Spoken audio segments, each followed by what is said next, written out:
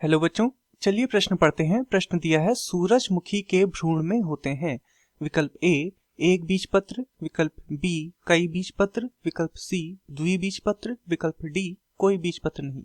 तो इस प्रश्न में हमसे सूरजमुखी के भ्रूण के विषय में पूछा गया है, अर्थात इस प्रश्न की जो मुख्य अवधारणा है, जो मुख्य अवधारणा इस प्रश्न की है वह सूरजमुखी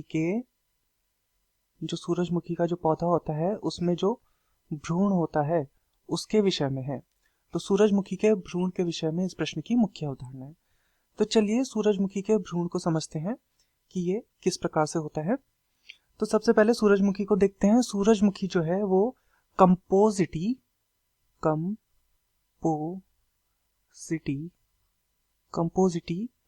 या फिर एस्टेरेसी कुल का एक पौधा है। एस्टेरेसी, तो कंपोजिटी या एस्टेरेसी कुल का ये एक पौधा है। इसमें जो बीजपत्र होते हैं वो द्विबीजपत्री भ्रूण होता है। द्विबीजपत्र इसमें भ्रूण होता है तथा जो एक बीजपत्री होता है, एक बीजपत्र, उसके उदाहरण होता है मक्का। तो सूरजमुखी में क्या होता है, द्विबीजपत्र होता है और एक बीजपत्री होता है मक्का में। तो चलिए प्रश्न की ओर चलते हैं। प्रश्न में हमसे पूछा गया था सूरजमुखी के भ्रूण में होते हैं, अर्थात सूरजमुखी के भ्रूण में कितने बीजपत्र होते हैं।